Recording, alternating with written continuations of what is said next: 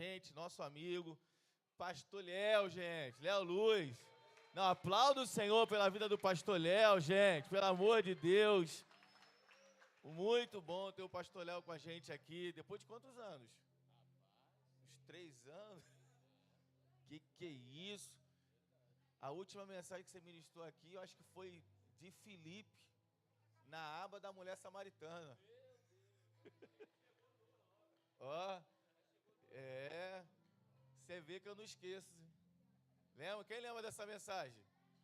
Filipe, crente que estava abafando, mas tinha passado uma mulher antes. Verdade. Uau! Amém, gente. Glória a Deus. Estende a sua mão para cá. Pastor Léo é um príncipe de Deus. Eu tenho certeza que uma unção será liberada sobre esse lugar, porque ele é um canal, é um instrumento de Deus, carrega algo precioso do Espírito. Amém. E a Bíblia Sagrada diz que o fogo não se apagará no altar, mas arderá continuamente. Então, Senhor, em nome de Jesus, que o fogo que o Senhor liberou pelo teu filho, Senhor, nessa noite cresça mais um pouco. Que a chama possa arder mais um pouco. Pai, que a unção aqueça mais um pouco. Pai, em nome de Jesus Cristo, nós exaltamos o teu nome nessa manhã. Nós exaltamos o teu nome nessa manhã. Nós exaltamos o teu nome nessa manhã, Senhor. Nós bendizemos o teu nome nessa manhã. Tu sabe o quanto essa igreja te engrandece pela vida do pastor Léo, Senhor. Por aquilo que o Senhor liberou sobre a vida dele, que continua queimando, continua incendiando, Senhor. Pastor Léo é uma voz para essa geração. Pastor Léo é uma trombeta que precisa ser tocada nos 4 cantos, Senhor. Pai, no nome de Jesus Cristo, dá graça ao teu filho mais uma vez. Que essa manhã seja uma manhã extraordinária, Senhor, nesse lugar, a fim de que o nome de Jesus Cristo, teu filho, possa ser glorificado. Visita a sua esposa, visita a sua família. Pai, nessa manhã seja uma manhã cheia, cheia, cheia da manifestação da tua glória. Nós pedimos isso ao Senhor, em nome de Jesus. E você pode aplaudir bem forte o nome daquele que está vivo. Santo!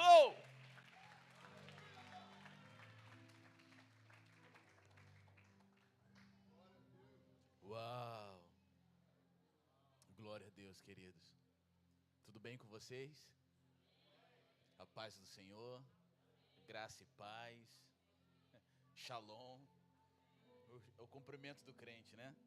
Bom dia, que manhã preciosa. Espero poder cooperar e, de alguma forma, abençoar a sua vida, ou até mesmo poder trazer a pecinha que faltava, né?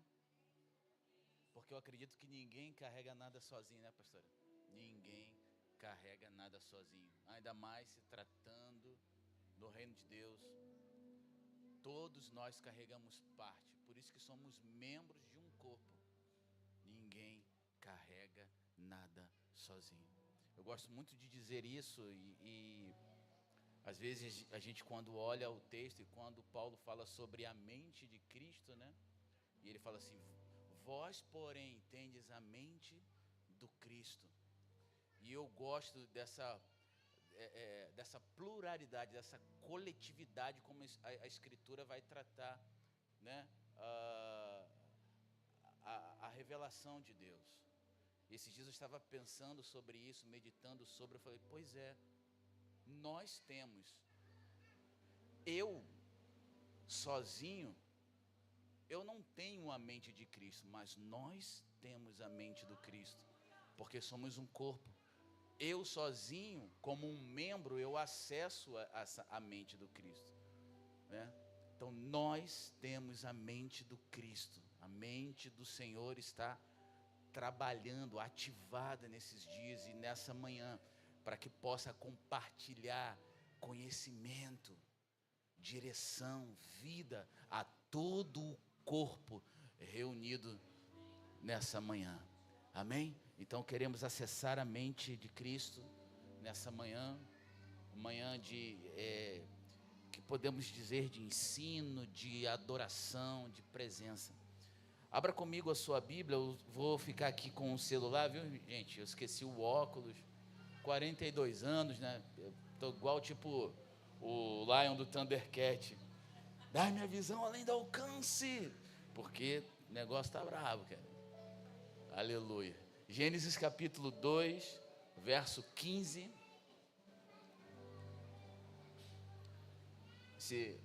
Tem como projetar aqui? Tem como? Isso.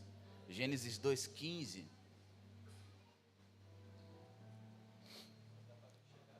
Aí, ó. Meu Deus. Assim, Yahweh, Deus, o Senhor, tomou o homem e o colocou no jardim do Éden. Repita comigo: para zelar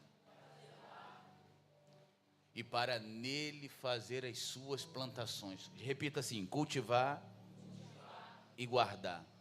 Tem a NVI aí? Se puder colocar a versão NVI, por favor. Obrigado. Cultivar e guardar. Tá aqui, ó. Oh, cuidar e cultivá-lo. Sim, ok. Então, eu queria falar um pouquinho sobre construindo um lugar para a presença de Deus. Eu queria falar um pouquinho sobre isso nessa manhã. Construindo um lugar para a presença de Deus, ou construindo um lugar para a presença de Deus. Por isso, eu invoco aqui Gênesis 2:15. Literalmente não tem como falar ou começar falando sobre este assunto sem falar sobre o começo. É até um pouco redundante, né? Vamos começar pelo começo. E Gênesis 2:15, ele sim é um texto muito poderoso, que também é muito invocado em conferências de família, né? Também muito falado sobre a posição do homem, né? Como sacerdote. Mas enfim, esse texto é para mim, é para você, é para o Adão, é para Eva, é para o homem. E esse texto é poderoso demais. E eu gostaria de, meditando sobre esse texto, o Senhor me permitiu pensar sobre esta frase, e eu escrevi aqui, né? Ninguém muda sozinho, porque sempre vamos precisar de um ambiente para mudar. Vou repetir: ninguém muda sozinho, precisamos de um ambiente para mudar. Aleluia. E isso é tão poderoso essa revelação, porque o próprio Deus, pastor Leandro, ele se encarregou, diferente de nós, porque eu estou falando aqui sobre construir este lugar. Deus, ele não constrói, ele planta, porque o jardim do Éden é o resultado de uma semente de Deus.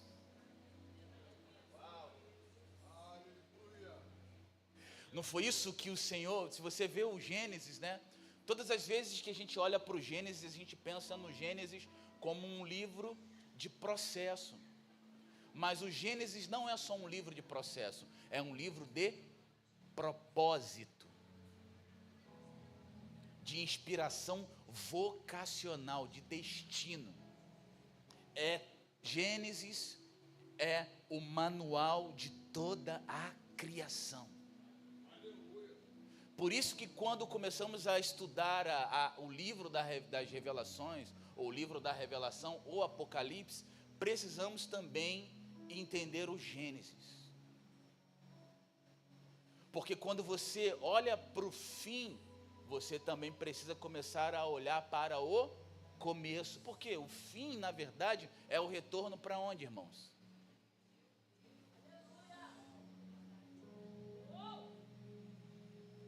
O fim é o retorno para o começo.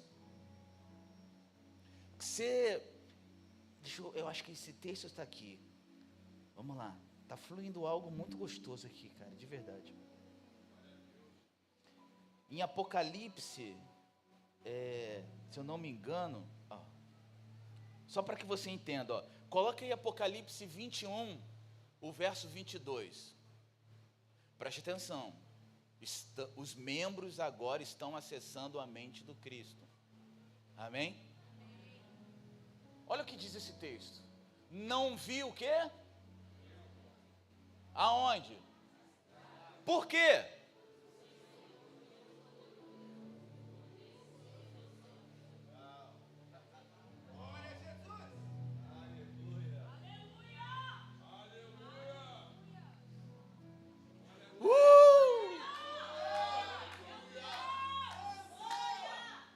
Por isso que o fim é o retorno para o começo, irmãos.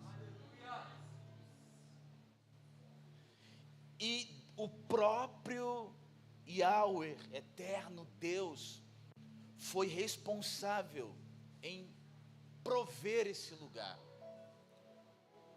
Diferente do nosso tipo de serviço e trabalho, ele não constrói, ele planta. Por isso que a Escritura vai falar na segunda carta aos Coríntios, no capítulo 9, sobre a semente, né? Quem é que dá a semente? É Deus que dá a semente, não é isso? De várias vezes você lê esse texto, a gente trabalha esse texto como igreja local. É Deus que dá a semente. Eu creio que na eternidade sim há uma sementeira, irmãos. Duas coisas que existem na eternidade. Cara, a minha esposa, ela é gerente de uma panificadora em Curitiba, né? Eu brinco com ela pra caramba, falo, ó, na eternidade tem uma sementeira e tem uma padaria lá também, cara, de verdade. Brincadeira. Mas é Deus que dá a semente. Você já pensou nesse texto? Ele dá semente para quem? E logo em seguida, essa semente também tem o poder de aumentar qual sementeira? A sementeira da terra. Olha isso. Existem sementes estratégicas. Às vezes a gente pede muita semente para Deus, mas a gente só precisa de uma.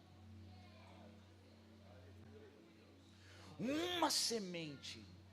Se Deus te confiar uma semente e você souber trabalhar ela,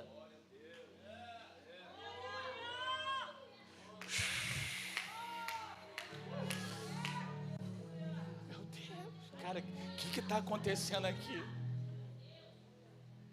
Às vezes nós precisamos de uma semente. E Ele quer te confiar essa semente, se você souber trabalhar ela, se você souber proteger ela, cultivar ela, é esta mesma semente, ela vai germinar, produzir bons frutos, e a partir desse fruto, produzir novas sementes na terra. Diga, uma semente. E o próprio Deus, Marquinho, Ele foi o responsável a plantar esta semente no Éden, a qual frutificou e gerou o quê? Um jardim. Repito, ninguém muda sozinho.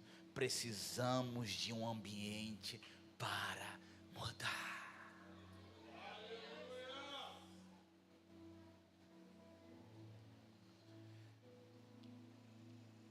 E eu tenho entendido mais do que nunca que eu preciso trabalhar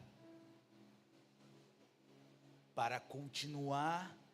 Eu preciso trabalhar para continuar gerando um ambiente de transformação. Repita comigo, eu estou comprometido e trabalhando para gerar um ambiente de transformação. E qual é a minha missão nesse lugar? Qual é a sua missão nesse lugar? Qual é a sua missão nesse lugar? Gênesis 2,15. Cultivar e guardar. Cultivar e guardar. Cultivar e guardar. Aleluia. Aleluia. Cultivar e guardar. Pastor, então você está querendo dizer o quê? Uau, então isso é legal. A gente chega na igreja, ora, se consagra. Sim, mas não só isso. Cultivar e guardar, pastor Leandro, também fala de cuidar dos detalhes. Porque Deus ainda hoje se importa com varas e argolas, irmãos. Quando Ele manda o povo confeccionar uma caixa, um lugar, o que chamamos hoje, o que a Bíblia fala sobre a arca da presença, ela precisaria ter varas e pequenas argolinhas, porque Deus se importa com varas e argolas. Deus se importa com os detalhes. E nesse ambiente que estamos trabalhando para cultivar e guardar, todo o detalhe vai fazer a diferença, para que a presença dEle venha.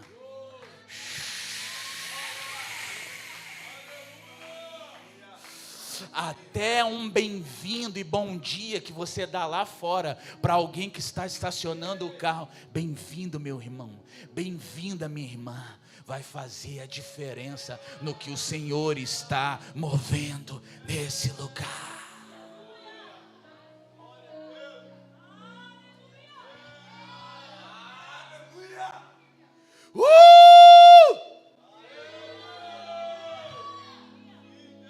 Estamos trabalhando. Estamos trabalhando para gerar um ambiente de transformação nesse lugar. Eu já quero declarar e proclamar isso para os próximos dias, irmãos. Vocês viverão dias intensos da glória de Deus aqui nesse lugar. E ao falar isso, não estou me referindo sobre quantidade de pessoas. Não, estou falando da qualidade da presença de Deus manifesta neste ambiente.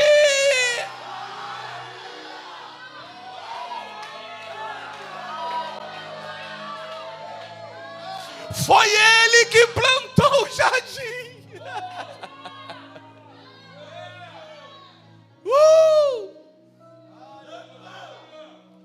Aleluia. Cultivar e guardar. Cultivar e guardar.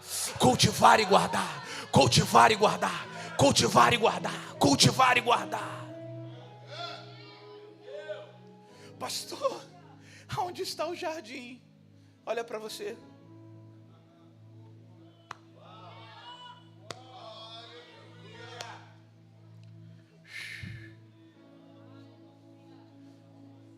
Nunca se esqueça, tudo que Deus criou, Deus deu o poder para criar. Por isso, a criação tem poder de continuidade, irmãos. O homem perde o jardim, mas Jesus resgata esse jardim e o introduz dentro de você.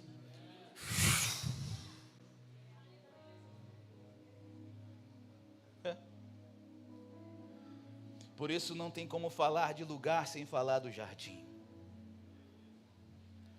Por isso não tem como falar do jardim sem falar da missão do homem neste perfeito ambiente plantado por Deus na terra. Isso é poderoso demais. Sabe por quê? No jardim todo o potencial do homem é revelado. Por isso não, cara, todo o potencial do homem é revelado no jardim. Number one, a sua vocação. A vocação do homem é revelada onde? No jardim. A vocação humana, ao ser imagem e semelhança de Deus, é de cuidar e cultivar o solo, para que a vida se multiplique e fecunde. Deus tem uma relação íntima com a terra, irmãos. Quando a Bíblia fala sobre redenção, não fala só do homem, mas fala de toda a criação. Essa terra será redimida. Por isso que até agora ela geme. Ela sofre. Ela sofre por quê? Porque ela está aguardando o quê? Ardentemente o quê? A manifestação de quem? dos filhos de Deus. Agora e também não. Sim, podemos falar sobre essa escritura e falar sobre essa manifestação agora, mas também fala da redenção final de todas as coisas. Quando Cristo, em toda a sua glória e plenitude, ser revelado em nós, ou melhor, através de nós.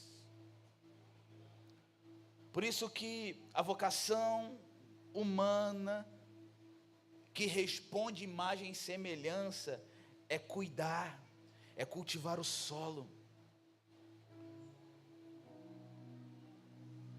para a vida se multiplicar e fecundar, porque tudo que foi criado tinha poder em si mesmo para continuar criando.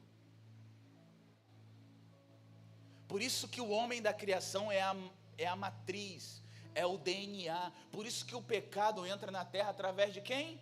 De um. E a vida também vai entrar e se tornar realidade através também de um homem. Cara, isso é poderoso demais. Por isso não tem como não olhar para o começo. Porque tudo que é criado já tem o poder em si mesmo para continuar criando. Cultivar e guardar. Por isso que eu creio que toda palavra profética carrega em si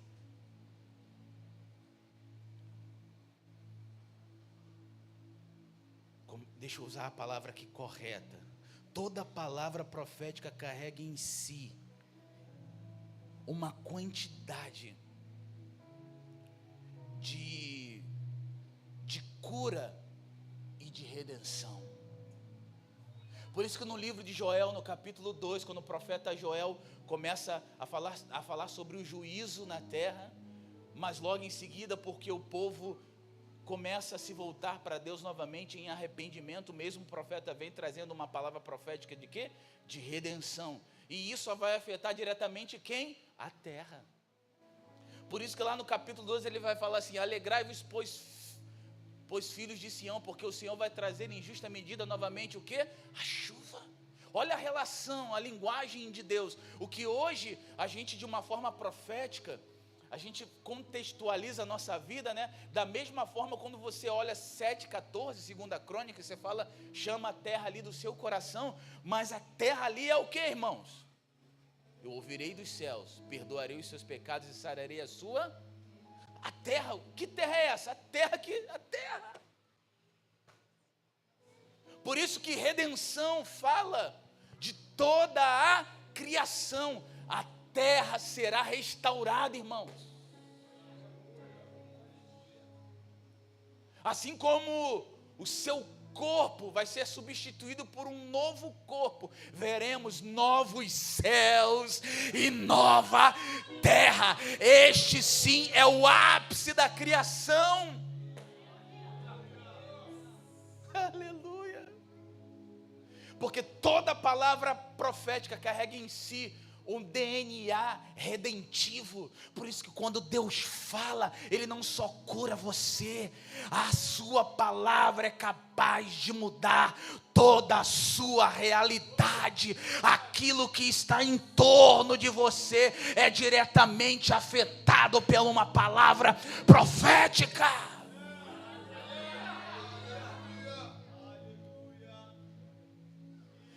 Aí o Joel continua dizendo assim, ó: alegre-se terra, porque o Deus dará em justa medida a chuva, e você vai se alegrar novamente, terra. Aí você fala, meu Deus, mas terra ouve?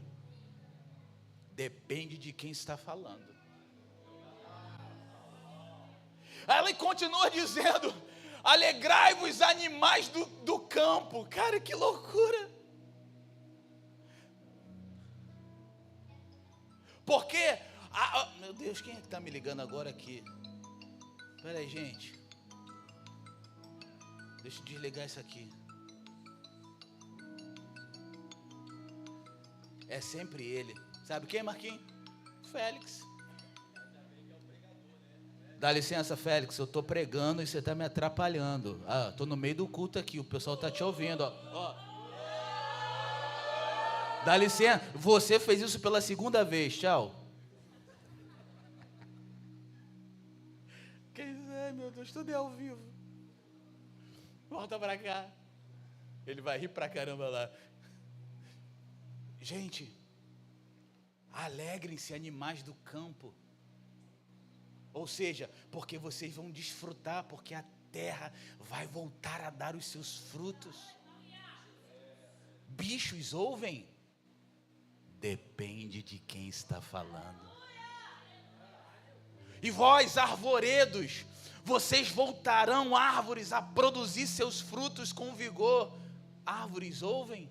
Depende de quem está falando. Porque se a Bíblia diz que até os mortos ouvirão, quem está morto ouve?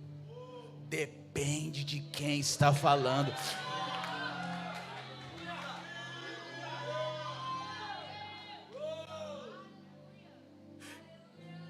Por isso que quando o Evangelho é anunciado, é a voz do Criador falando a mortos, irmãos.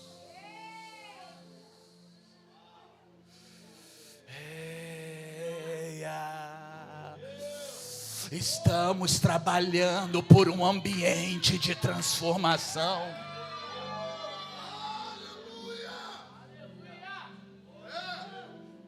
Cultivar e guardar. Repita comigo: cultivar e guardar. Para que a criação multiplique e continue a fecundar a vida.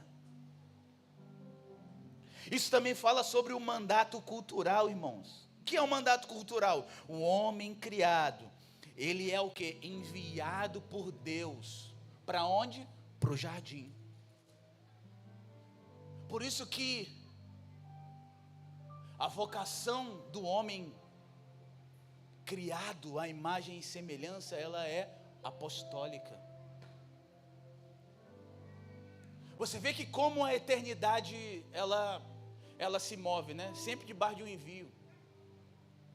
Por isso que a família na terra é criada por conta de uma família da eternidade.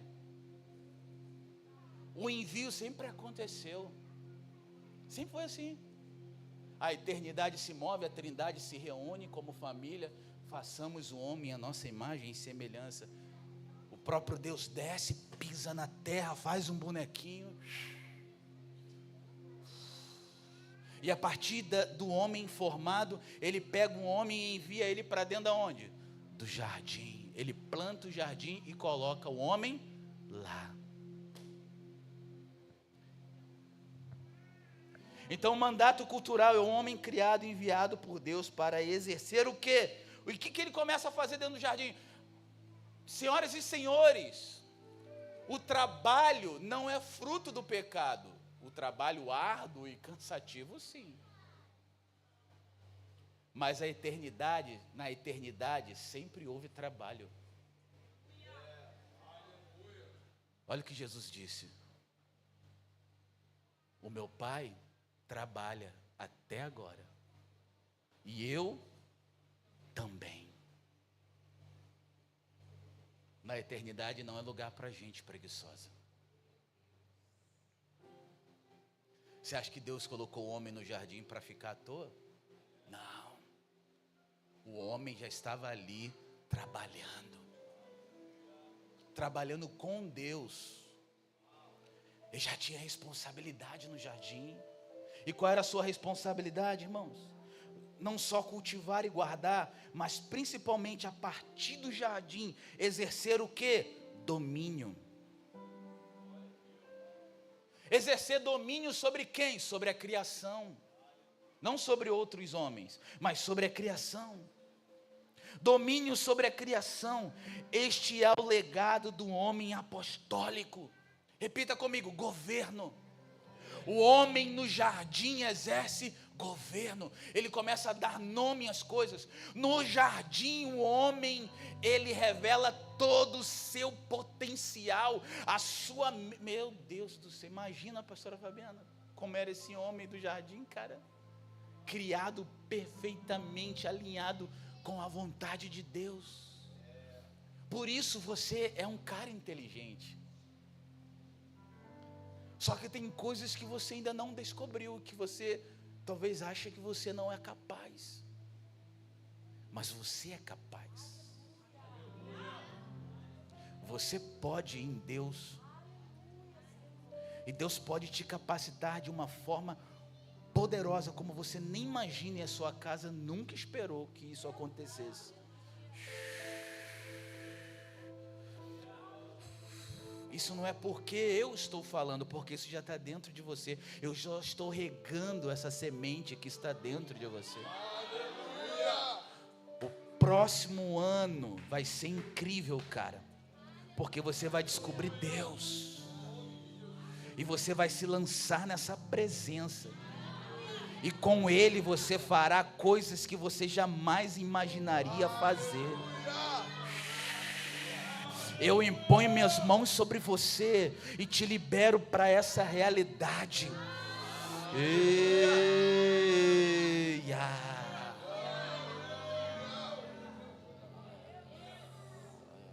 Aleluia. Governo.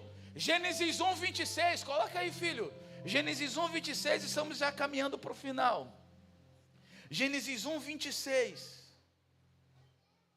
Então disse Deus: façamos o quê? A nossa imagem conforme a nossa. Olha a ideia de família.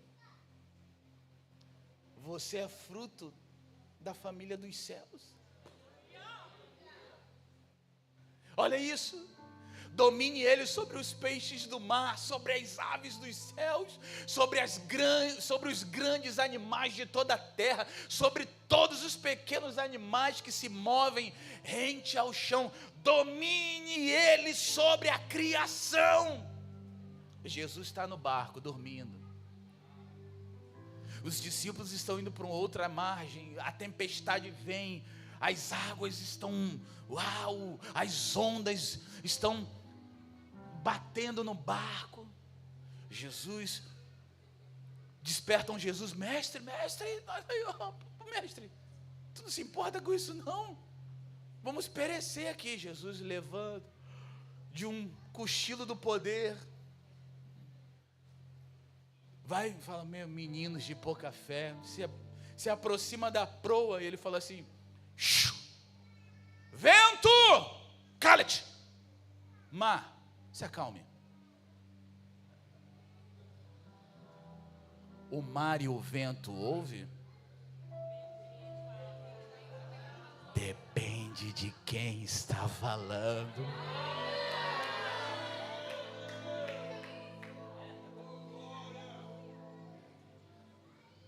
Os discípulos olham aquilo atônitos e dizem: quem é esse que até o vento e o mar lhe obedecem?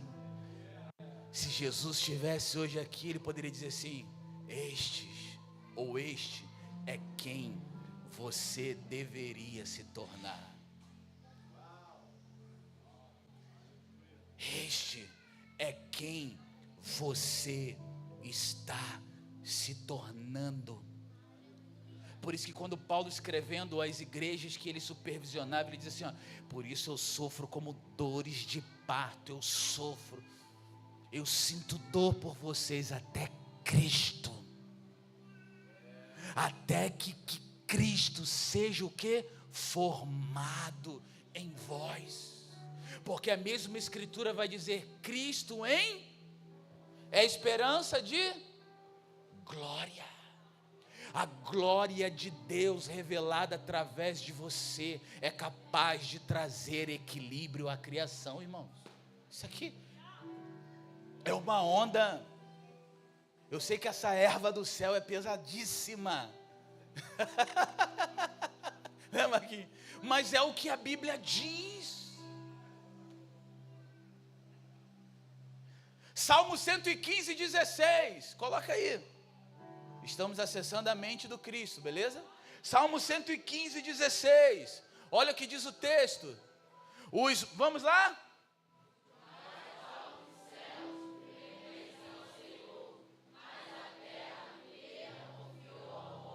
cultivar e guardar.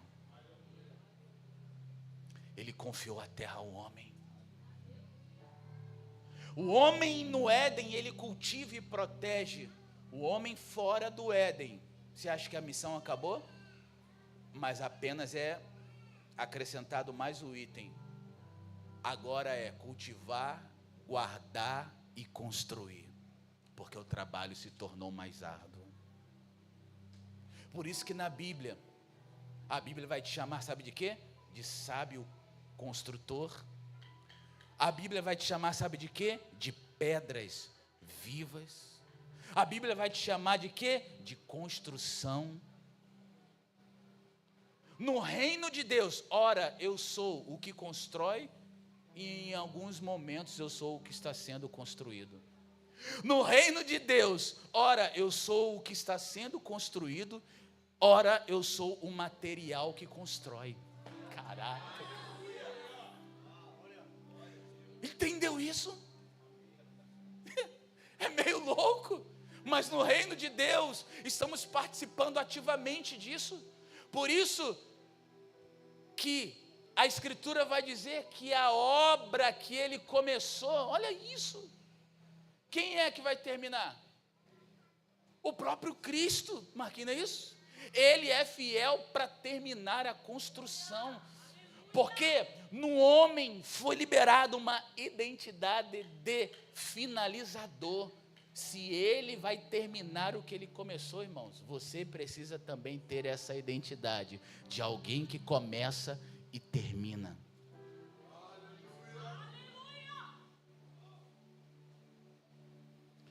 No jardim, o homem também descobre o seu quê? Sacerdócio. Repita comigo, sacerdócio. 1 Pedro 2,9. Olha isso. 1 Pedro 2,9. Vocês, porém, são o quê? E o quê? Só até aqui. Sacerdócio real. E qual é a base do nosso sacerdócio, irmãos? Repita comigo assim, ó, honrar a Deus, e servir aos meus irmãos.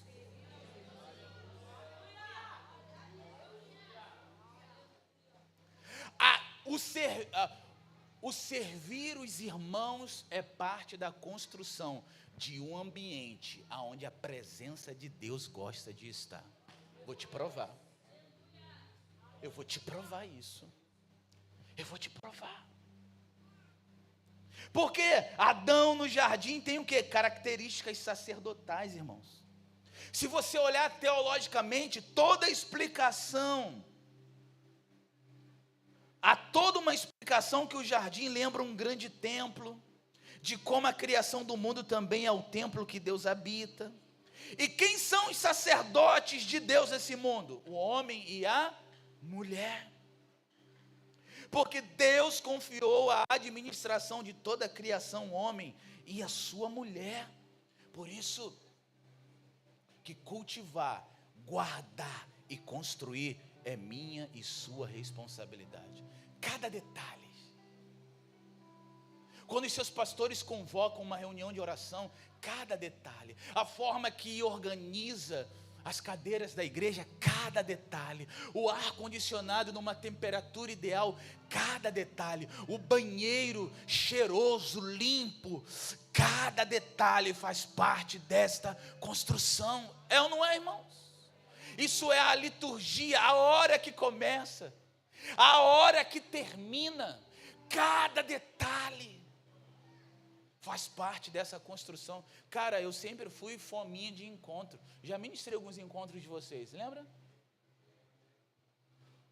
Só que você acha que só quem está palestrando no encontro, só eles que ministram. Quando todo mundo está dormindo e você está lá no banheiro, porque o almoço é arregado, né, irmãos? É a limpeza do banheiro depois do almoço, aleluia. Mas quem está lá no banheiro também está ministrando. Quem está preparando as refeições também está ministrando. Alguns estão palestrando, mas todos que estão ali estão ministrando. Sabe por quê? Porque estão servindo os seus irmãos. Por isso que a base da minha família é a família dos céus, irmãos. Eu falei esses dias lá na igreja, lá na Live Church. Até porque para que a gente não pegue a estrutura familiar e idolatre ela. Você sabia que até pessoas dentro da igreja usam a família para se distanciar do serviço dos irmãos? Porque pastor, eu preciso cuidar da minha família. E o pastor vai falar o quê? A minha família em primeiro lugar. Só que entenda uma coisa, o evangelho vai me dizer, vai falar para você que a sua família aumentou. Se você quer viver uma vida segundo o modelo de Jesus, chegam para Jesus e falam: mestre, ó, tua mãe e seus irmãos estão aí. Não, você não entendeu. A minha mãe e os meus irmãos são todos aqueles que fazem a vontade do meu Pai. Antes de você ser o marido e ser a esposa, vocês são irmãos. Se não fosse assim, nós não falaríamos ou não oraríamos ao Pai Nosso. Senão alguém teria que orar assim: sogro nosso que está no céu. O Pai é nosso. O desejo de Deus sempre foi fecundar e multiplicar a sua grande família. Por isso que uma das nossas maiores responsabilidades no reino de Deus é sim proteger e servir o meu irmão. Aliás, é um tipo de fala que às vezes some no nosso meio. A gente tem dificuldade de chamar o irmão de irmão. A gente acha que isso só é cumprimento religioso ou até de uma igreja pentecostal, né? Não, você é o meu irmão. Você é a minha irmã. Nós somos irmãos, filhos do mesmo Pai e Senhor sobre todos, irmãos, caçulinha do irmão mais velho, Jesus. Olha para alguém do seu lado e fala assim: paz do Senhor, irmão, irmã.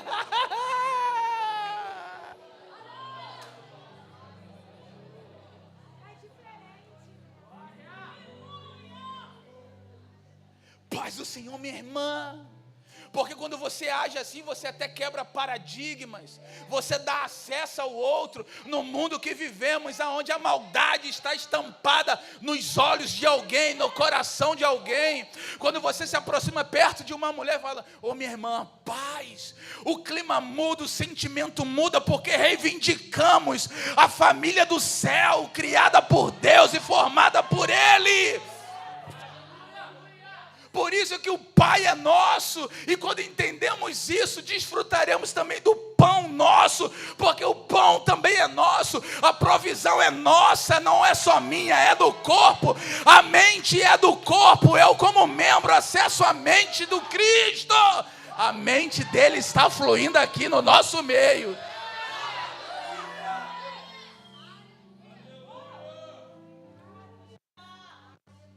Construir, cultivar e guardar. Sim.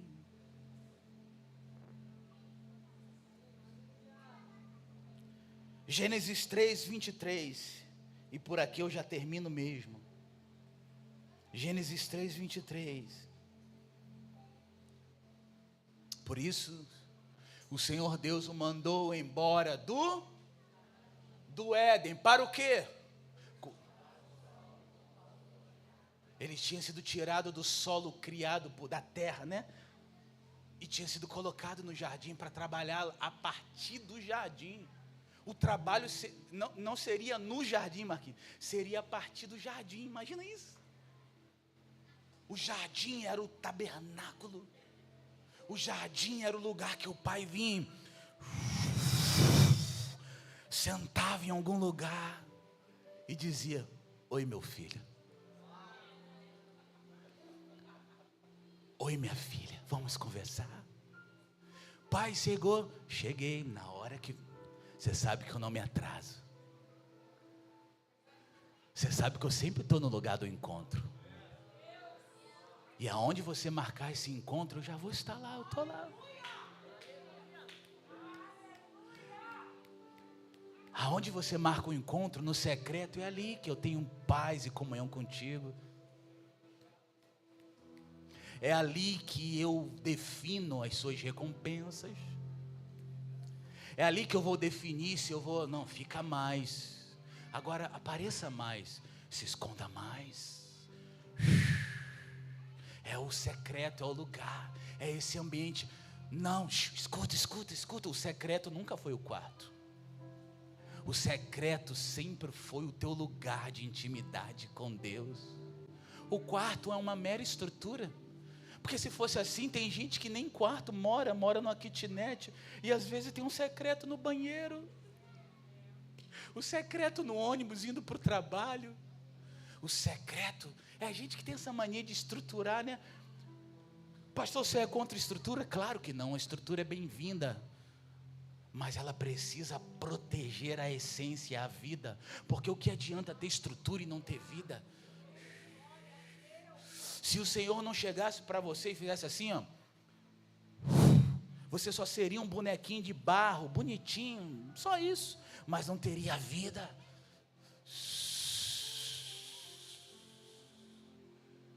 Só que agora, o homem é banido do lugar, mas ele precisa cultivar agora o solo da terra criada, mas ele precisa agora construir. E logo em seguida ele precisa continuar vivendo a sua vocação sacerdotal. Só que o homem, por conta do ferimento do pecado, da ferida do pecado, o homem pratica um assassinato. E esse homem mata quem? Quem esse homem mata? Quem esse homem mata? Quem? Quem?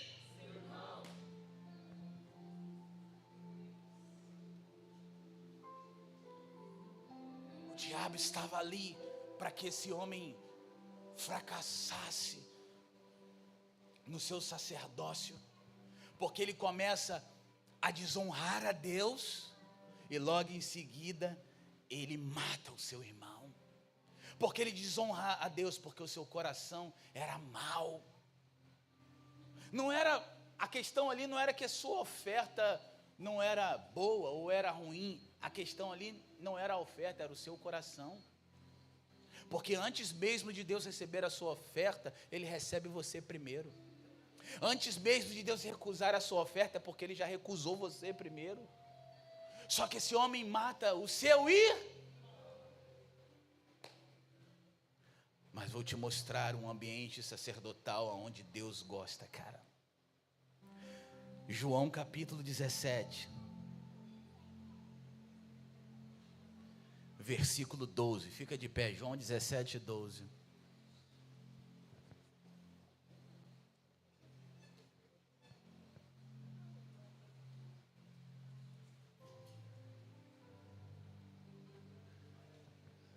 Caim mata o seu? Só que Jesus, um homem pleno, ele está exercendo o seu sacerdócio pleno, a figura do homem, criado à imagem e semelhança do Deus homem, do homem que é Deus. E ele está dizendo assim, olha, enquanto eu estava com eles, eu o quê? Eu o quê? Aonde? Hã?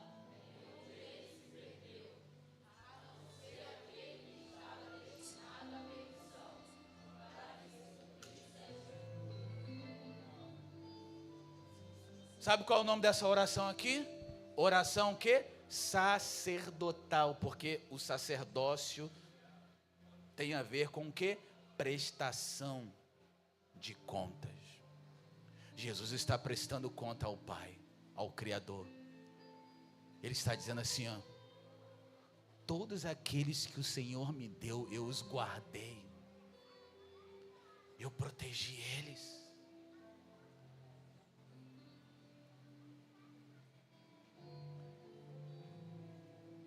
Se nós desenvolvermos esta mentalidade de cultivo, de construção, de proteção, vamos estar trabalhando para um ambiente de transformação. E eu vou dizer uma coisa para vocês: todas as vezes que eu trabalho por este ambiente é encarregado de trabalhar por vocês.